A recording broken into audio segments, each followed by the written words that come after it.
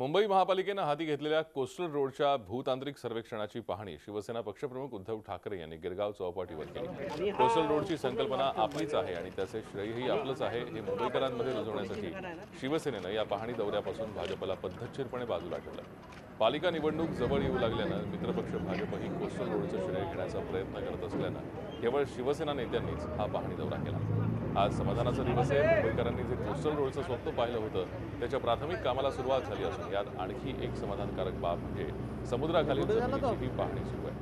त्या समुद्राच्या तळाशी लागलेले दगड हे कोस्टल रोडच्या टनेलच्या कामासाठी अत्यंत योग्य असल्याचं मत उद्धव ठाकरे यांनी व्यक्त केलं। हे काम सुरू असताना गिरगाव चौपाटीच्या सौंदर्याला कुठलाही धक्का लागणार नसल्याचं त्यांनी सांगितलं। यावेळी युवा सेना नेते आदित्य ठाकरे, पालकमंत्री सुभाष देसाई, खासदार अनिल देसाई आणि सेनेचे इतर नेते उपस्थित होते।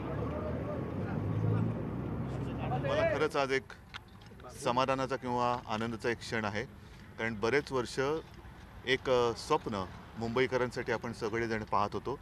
त्या कामाला आता सुरुवात झालेली आहे। काम म्हणजे प्रत्यक्ष काम नाही, पण जसं जमिनीच्या खाली आपली म्हणजे समुद्राच्या खाली आपली जमीन कशी आहे, दगड कसा आहे, त्याची क्वालिटी काय आहे, किती काम करता येणं शक्य आहे, तर ह्या सगळ्याची आता पाहणी सुरू झाली। आणि आयुक्त महोदयांनी मला एक चांगली बातमी दिली, ती म्हणजे मुंबईच्या तळाशी म्हणजे समुद्राच्या तळाशी जो दगड लागलेला आहे तो दगड आपण जे काही काम करतो म्हणजे टनल वगैरे त्या कामासाठी अत्यंत चांगला असा दगड आहे।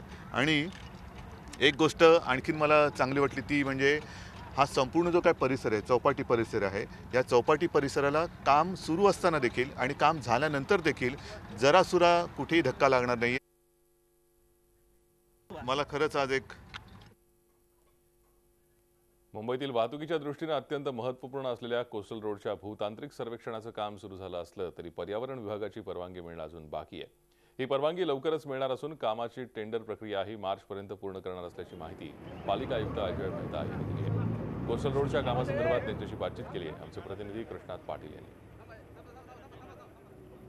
कोस्टल रोडची पाहणी केल्यानंतर आपल्यासोबत बोलण्यासाठी मुंबई महापालिकेचे आयुक्त अजय मेहता आहेत। सर, ज्या पद्धतीनं कोस्टल रोडच्या कामानं गती घेतलेली आहे, साधारणतः ज्या उर्वरित परवानगी आहेत ते कधीपर्यंत मिळतील आणि प्रत्यक्ष कामाला कधी सुरुवात होईल? आत्तापर्यंत आपल्याला नेव्हीची परवानगी मिळाली आहे, कोस्टगार्डची मिळाली, MMBची मिळाली, बरेचसे परवानगी आहे याच्यामध्ये जे घ्यावं लागतो सर्व मिळालेलं आहे। एन्व्हायरमेंटची सुद्धा स्टेट लेवल परवानगी आपल्याला मिळालेली, आता सेंटरची एक राहिलेली आहे, त्यासाठीच आपला फाईल आणि सर्व दिल्लीला गेलेलं, लवकरच लवकर तो परवानगी येईल असं आम्हाला वाटतं आहे। त्याचबरोबर हे जे 2 टप्प्यामध्ये काम सुरू केलं जाणार आहे, तो पहिला टप्पा कुठंपर्यंत असणार आहे, दुसरा टप्पा?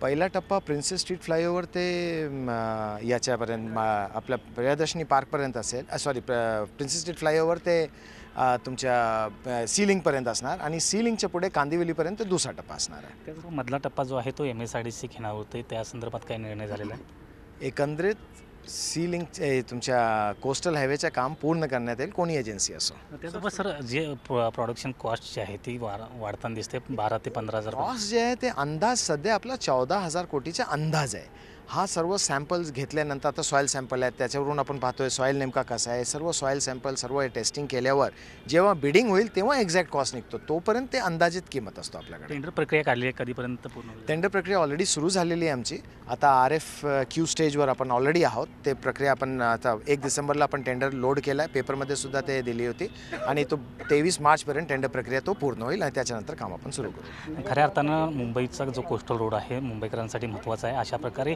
या कामाला सुरुवात झालेली आहे आणि लवकरच ही जी सुरुवात आहे आणि तो पूर्णत्वाचं काम आहे ते होईल अशी मुंबईकरांना अपेक्षा आहे।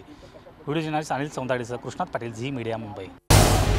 झी 24 तास रहा एक पाऊल पुढे।